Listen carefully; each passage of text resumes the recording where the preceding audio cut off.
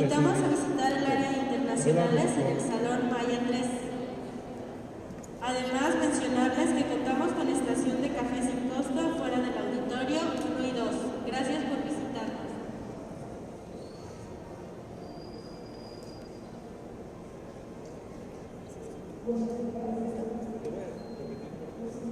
Sí, está bien.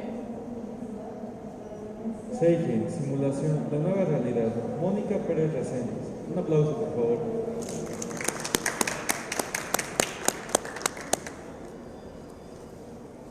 El error humano es la causa principal de eventos adversos que lleva a desenlaces desfavorables para los pacientes. To Err is Human, del Instituto de Medicina de Estados Unidos. Este texto habla que la causa más común es errores por parte de nosotros, los seres humanos. Y habla también de que esto es muy común porque somos seres imperfectos. Y no solo en la medicina, sino en todas las líneas de negocio y de educación. Sin embargo, estos errores se pueden prevenir mediante el diseño de sistemas que faciliten la práctica para hacer lo correcto y minimicen el margen de error. En este caso, el sistema del que estamos hablando es incluir y abogar por la simulación como parte de la preparación de los profesionales de ciencias de la salud. Llámese con esto enfermeras, doctores, técnicos, laboratoristas, a todos los niveles en México. ¿Por qué? Porque la clave es practicar, practicar, practicar, ¿no? Como dicen, la práctica hace al maestro.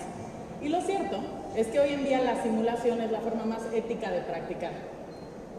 Bueno, yo me presento, como ya dijeron, soy Mónica Pérez y aclaro, no soy doctora, ¿no?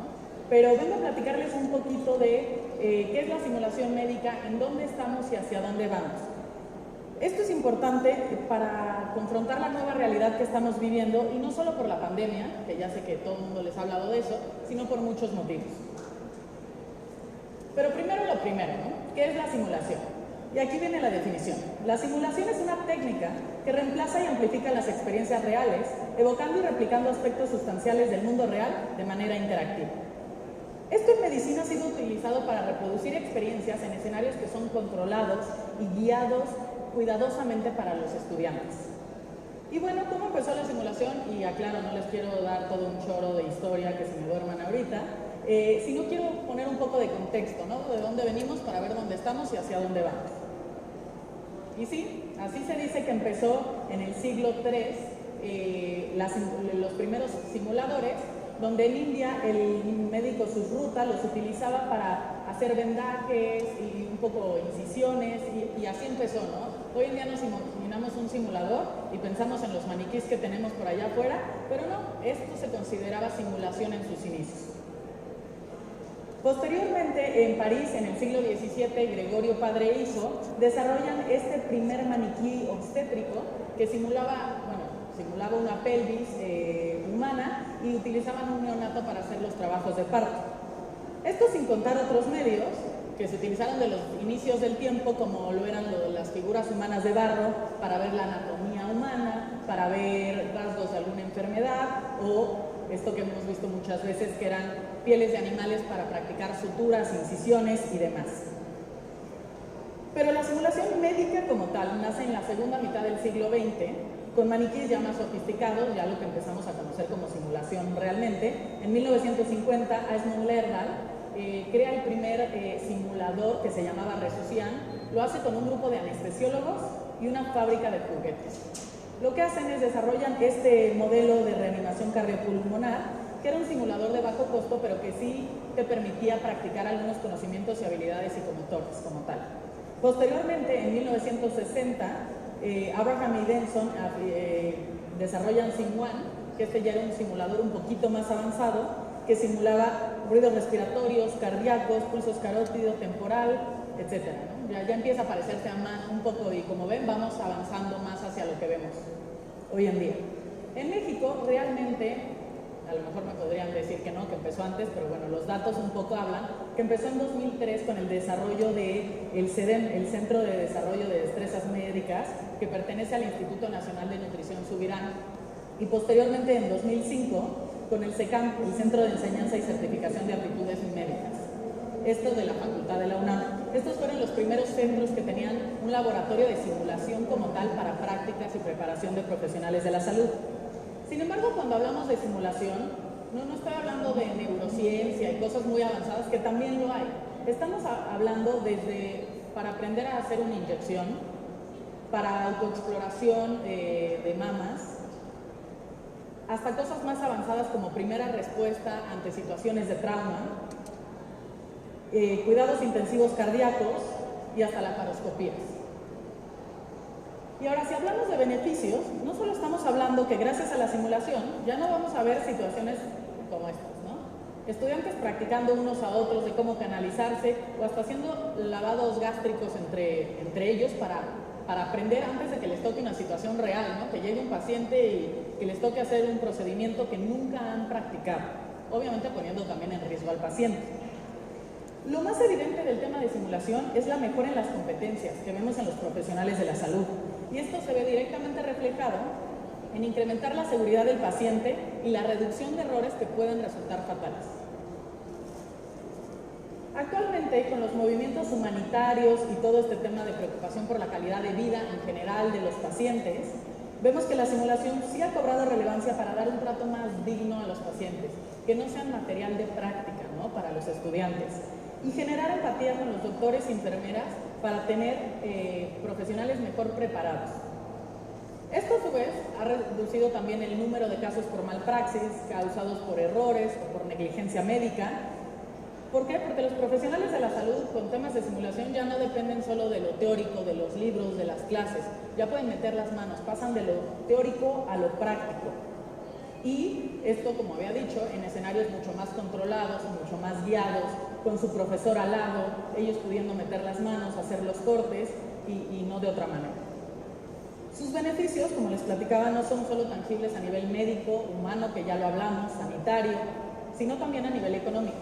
Empiezo por decir que es bastante complicado encontrar cifras puntuales que hablen del presupuesto que se destina a preparación de los profesionales de la salud a nivel simulación como tal, pero les traigo algunos datos que nos dan una idea.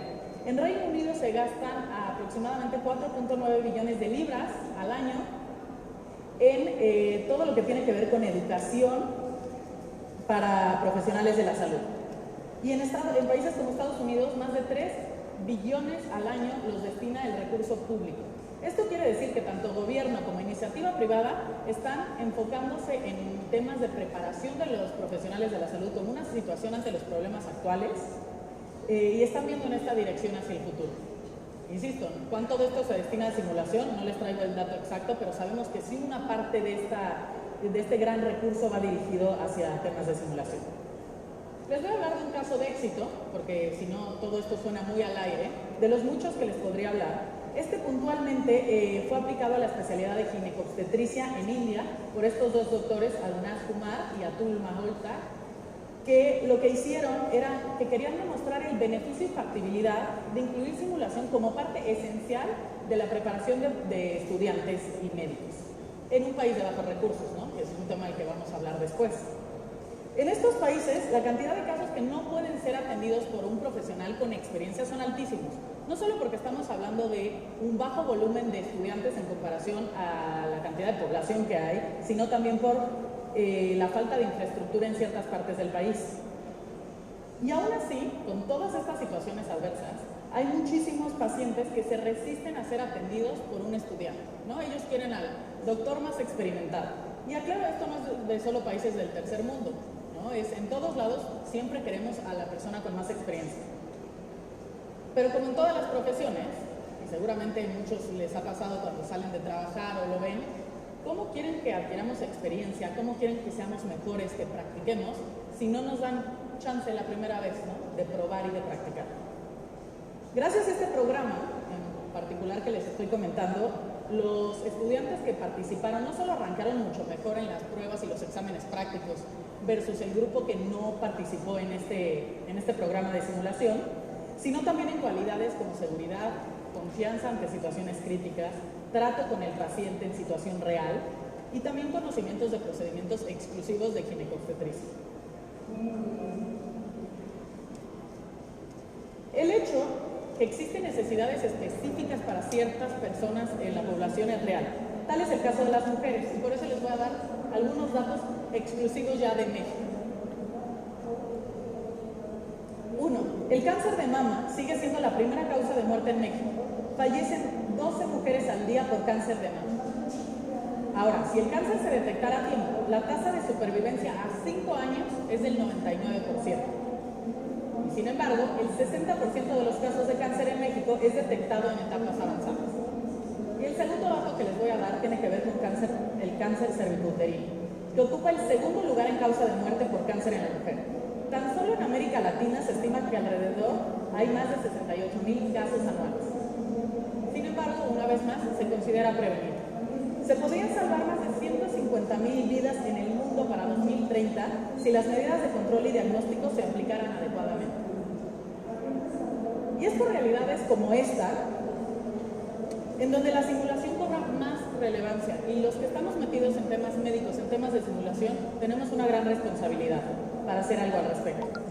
En nuestro caso, lo que hicimos fue lanzar Seiken Mujer, que es una línea específica para cuidado de la mujer y para preparación de profesionales de la salud en padecimientos que son de la mujer, con un compromiso para disminuir las muertes las muertes de la mujer, en este caso por cáncer de mama, utilizando un simulador de mamas con distintos modelos que presentan anomalías para la autoexploración y detección temprana que nos evite eventos fatales, o en este caso el simulador de pelvis para entrenamiento de ginecología con detección de anomalidades en cervix y útero.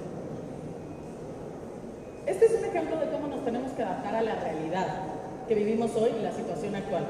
Si algo tenemos los seres humanos, y creo más los mexicanos que tenemos un ingenio muy particular, es adaptarnos, como lo hemos hecho al tema de la pandemia, ¿no?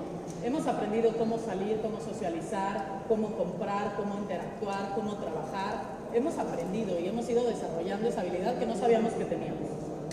Entonces, yo aquí les pregunto, ¿por qué el tema de educación y profesionales de la salud debería de ser diferente? La pandemia en particular, la de COVID-19 y la distancia social que ha tenido como resultado, ha hecho que haya una suspensión de actividades físicas y de prácticas reales en hospitales e instituciones médicas.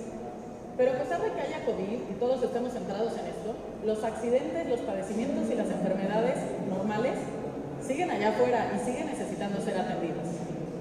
Entonces volvemos al tema donde la simulación cobra una gran relevancia, porque es una solución educativa para lidiar con las circunstancias actuales sin sacrificar la educación o la preparación de nuestros doctores y especialistas. Como vimos, desde sus inicios, la simulación ha recorrido un gran camino, ¿no? De un melón a este muñeco, pues estamos hablando de mundos de diferencia. Sin embargo, nos falta aún mucho por recorrer. En México, a diferencia de en otros países que están sumamente más avanzados en temas de simulación, podríamos decir que estamos iniciando, estamos en pañales aún.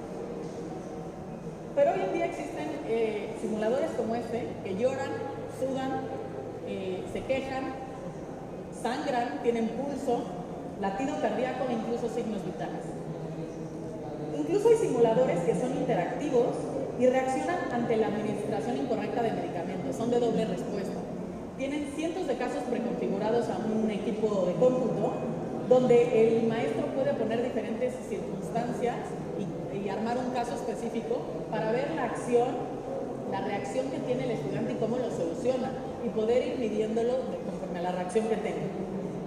O en el caso de parto, hay equipos que son ya Bluetooth, que se conectan directamente, donde la paciente habla, va diciendo los síntomas que tiene, las molestias, se van detectando anomalías y diferentes complicaciones a lo largo del trabajo de parto, y esto hasta que se recibe el bebé y el bebé podemos revisarle los signos vitales, o sea, todo el procedimiento desde que llega hasta que tiene al bebé. Ahora, más allá de la tecnología en cuestiones de simulación, también estamos hablando de una reforma educativa a nivel mundial que ¿qué está haciendo? Está poniendo como uno de los pilares la práctica, ¿no? Poner la tecnología y la innovación a disposición de los estudiantes para pasar de lo teórico a lo práctico, de los libros a la dinámica. Esto no solo desde pregrado, los estudiantes de medicina de los primeros años, estamos hablando de posgrado y especialidades, y estamos hablando de educación médica continua de los doctores y los especialistas para ir adquiriendo nuevas habilidades médicas. Y yo sé que probablemente estén pensando, sí, muy padre la simulación, pero es cara y no es para todos. Y entiendo que cuando hablo de simulación puede parecer un poco clasista, es decir, solo disponible para grandes instituciones, grandes hospitales que tienen muchos recursos y pueden tener esta posibilidad. Lo que vengo aquí a decirles es que ese pensamiento está equivocado. Parte de la evolución que hemos tenido a lo largo del tiempo, que pasan desde lo más básico, ¿no? Este simulador es de enfermería, que lo que hace es manejo del paciente y algún tipo de inyecciones, canalizaciones básicas, hasta algo sumamente avanzado, que esto ya es de parto, como el que les comentaba Bluetooth. Y en medio de estos dos que les platico hay una gama interminable de simuladores que dependen de las necesidades y de los requerimientos específicos de cada quien. Lo que sí es un hecho es que la simulación cada vez es más accesible, sobre todo si sabes dónde buscar y cuáles son tus prioridades, ¿no? No se puede tener todo, pero sí lo tienes claro. Pero sobre todo siempre y cuando su objetivo sea como el nuestro, contribuir a la mejora en la educación médica para atender más gente y atenderla mejor.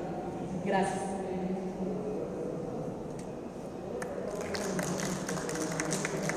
No sé si tengan alguna pregunta, ahí está el correo, porque aquí va a ser medio difícil escucharla, pero pueden mandar sus dudas, preguntas o información que requieran a este correo y con gusto se la responderemos. Igual si nos quieren visitar, tenemos el stand a la salida a la derecha y tenemos exhibición de productos si es que quieren ver en vida real un poquito lo que les platiqué. Gracias. Un aplauso, por favor. Para finalizar, vamos a entregar un pequeño reconocimiento en agradecimiento a su participación en Medical Expo 2020. Muchas gracias. Un aplauso, por favor.